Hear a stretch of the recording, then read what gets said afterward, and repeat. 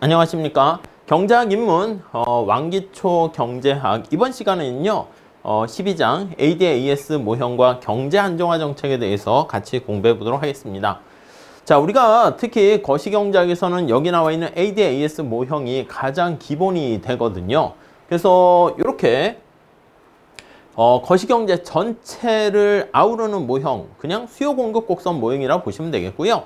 경제 안정화 정책은 여기 나와 있는 것처럼 실업과 인플레이션, 그거를 밸런스를 잘 맞추는 정책에 대해서 초점을 맞춰서 보게 됩니다.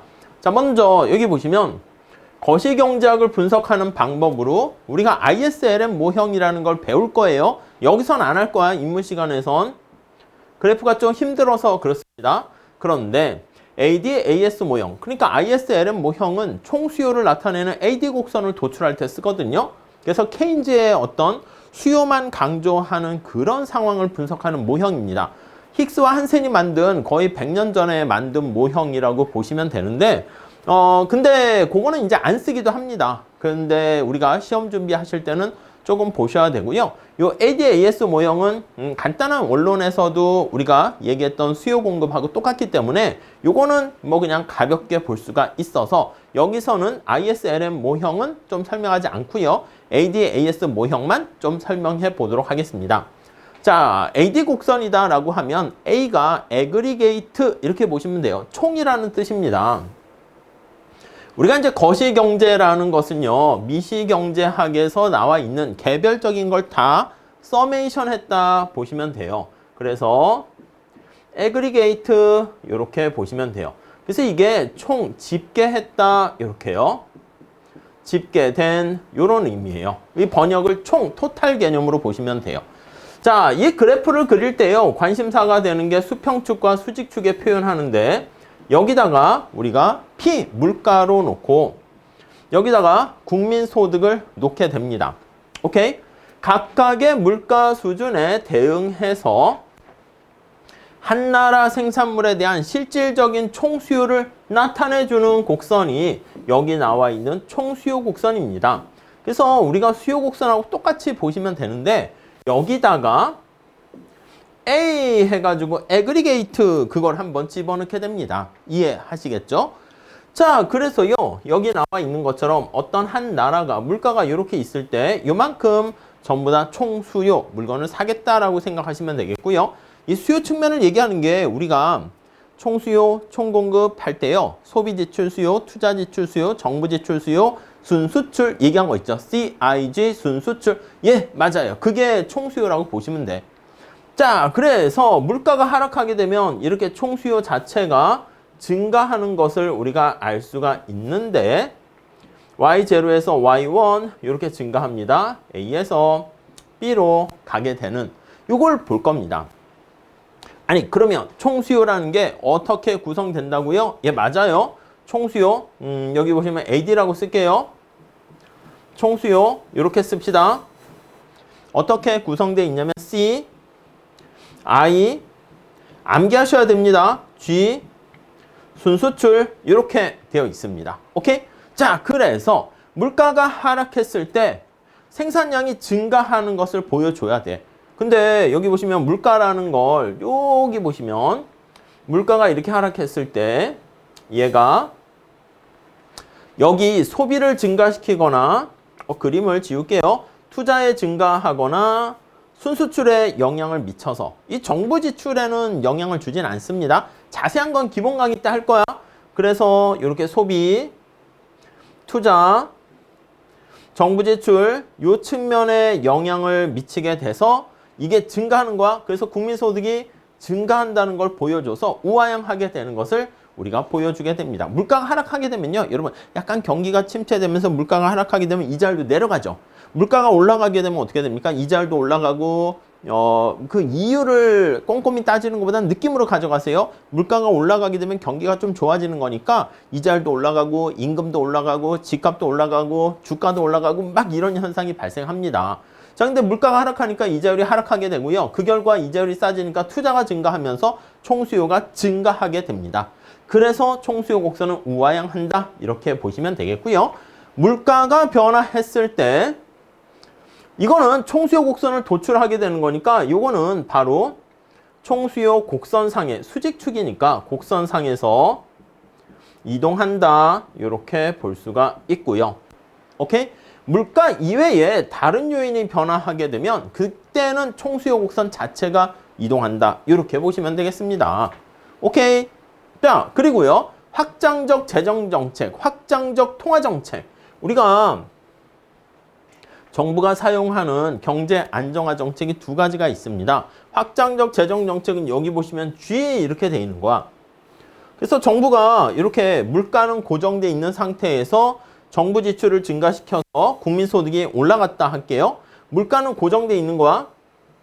근데 Y가 증가합니다. 이렇게 되면 총수요 곡선이 우측 이동하는 것이죠.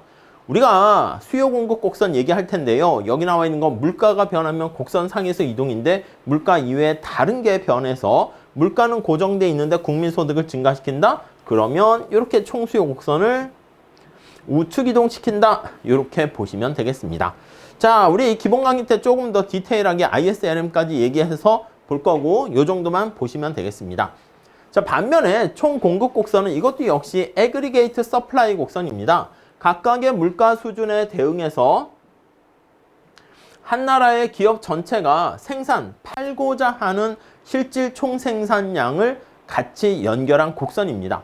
우리 공급 곡선이 우상향한다 이렇게 얘기했잖아요. 마찬가지입니다. 국가 전체적으로 봤을 때 물가와 국민소득이 있을 때 얘가 우상향하는 형태가 됩니다. 이거 의미가 뭡니까? 라고 하면요. 이게 약간 우리가 봤을 때 공급 곡선의 의미는 생산자들이 물건을 생산 공급할 때 저는 비용이 이만큼 들었기 때문에 최소한 이만큼은 받아야겠습니다. 라고 우리가 공급 곡선 얘기할 때 설명드렸는데 여기서도 그대로 사용하시면 됩니다.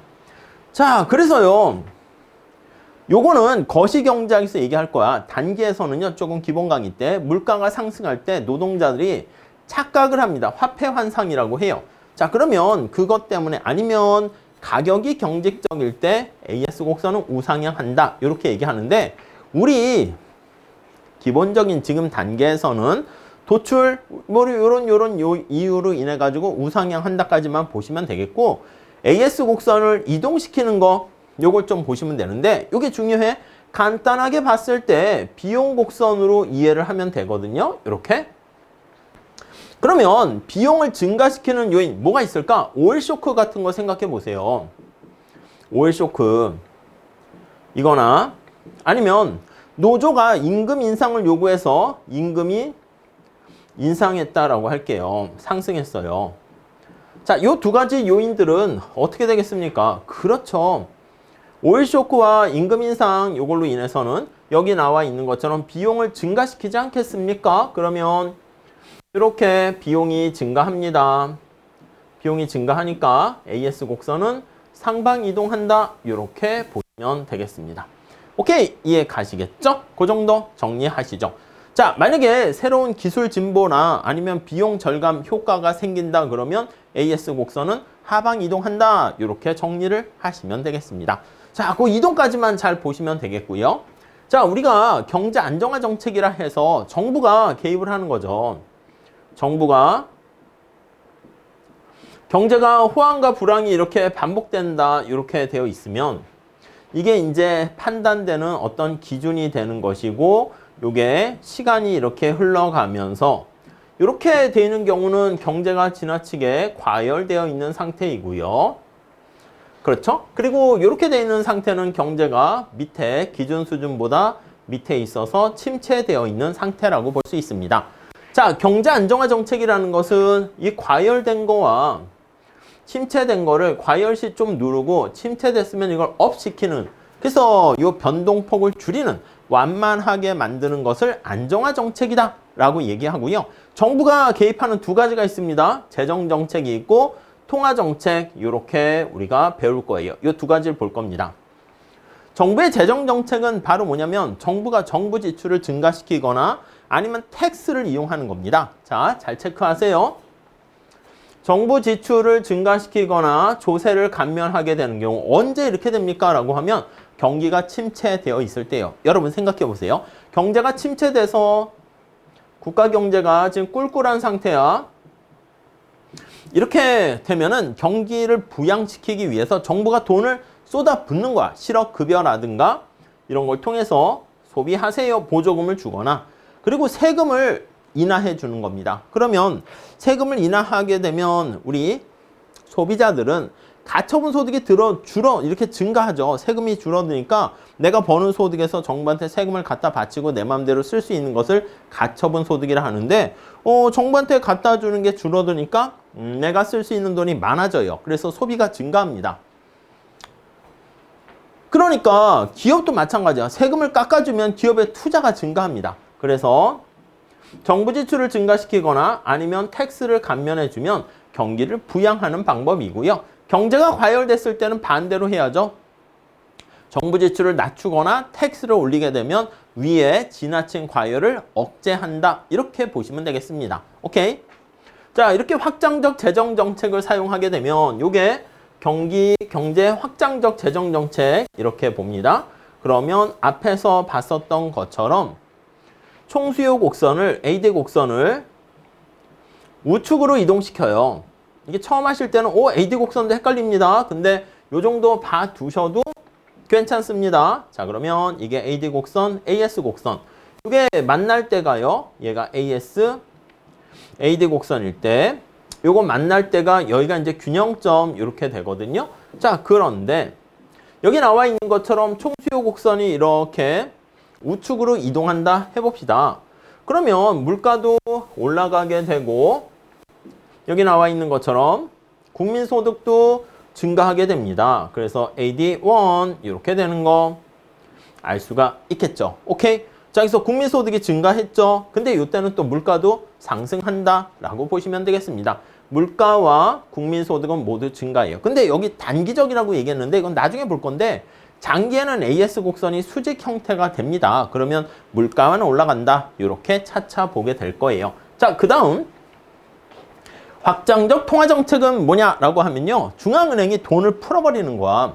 돈을 헬리콥터 타고 가서 쫙 뿌려버리는 거랑 같은 말입니다. 극단적으로. 자, 통화량을 증가시키게 되면 사람들이 돈이 많아지잖아. 뭔가 기분이 좋지 않습니까? 정부가 여러분들 돈을 풀어서 여러분들 통장에 100만 원씩 넣어준다 해볼게. 그럼 사람들이 야, 이거 웬 돈이야? 해가지고요. 쉽게 얻은 돈은 또 쉽게 소비를 하게 됩니다. 그래서 소비를 하거나 뭐 투자하거나 등등 이렇게 해가지고 총수요를 증가시키게 되고요. 그 결과 역시 단기적으로 국민소득을 증가시키고 물가를 상승시킨다. 이렇게 보시면 되겠습니다. 자, 이게 총수요 관리 정책이고요. 총공급 관리 정책은 여러분 AS 곡선이 바로 비용 곡선이라고 그랬잖아요. 자, 그러면 이렇게 한번 볼게요. 얘가 총수요 곡선이고요. Y고 얘가 P야 물가. 얘가 AS 곡선입니다. 자, 그러면 정부가 여기 나와 있는 것처럼 비용 인상을 억제하는 거와 임금 인상 때문에 AS가 상방 이동하게 되면 얘가 이렇게 가면 어떻게 되겠습니까? 그러면 국민소득의 균형점이 A에서 B로 가는데 국민소득이 줄어들잖아. 그러니까 경제가 침체가 된다고. 오케이? 근데 이거는 재미난 게 물가도 상승합니다. 보통은 물가가 상승하게 되면 경기가 호황이 되고 과열이 돼야 되는데 이 경우는 물가 상승이라는 인플레이션과 경기 침체라는 스태그네이션이 동시에 발생합니다. 자, 다시 AS 곡선이 그림에서 보는 것처럼 여기 나와 있는 임금 인상이라든가 오일 쇼크, 옛날에 이제 오일 쇼크가 많았죠. 유가 가격이 상승합니다. 쇼크로. 비용이 증가하게 되면 코스트가 증가하면 이렇게요. 여러분 코스트가 증가하게 되면 그럼 AS 곡선이 상방 이동합니다. 상방으로 이동하고 자, 이렇게 되었을 때 경기 침체와 인플레이션이 동시에 발생합니다. 그래서 그걸 스태그네이션과 인플레이션이 같이 발생했다라고 해서 스태그플레이션, 이거는 이름은 들어보신 적은 있을 겁니다. 스태그플레이션이 발생하게 된다. 이렇게 보시면 되겠습니다. 자, 그래서 여기 보시면 스태그플레이션, 요거 스태그플레이션은 스태그네이션이라는 경기 침체와 스태그네이션 더하기 여기요. 인플레이션이 합성된 조어입니다. 인플레이션. 이게 두 가지가 동시에 발생하는 거야. 이 최악의 상황이지. 실업자는 늘어나고 경기는 침체되는데 인플레이션까지 같이 온다? 최악의 상태입니다. 그럼 이거 어떻게 해결할 건데? 이게 총수요 곡선을 조정해서는 해결할 수 없다라고 봐요. 그러면 총 공급 곡선을 조정해야 되는데 그게 바로 이거야. 앞에서 말씀드린 것처럼 이렇게 비용이 증가해 버리게 됐는데 방법은 다시 비용을 떨어뜨리는 방법밖에 사실 없습니다.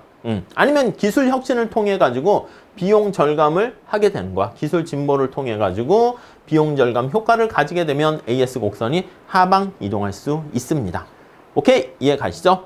자, 그래서 우리 이번 시간에는요.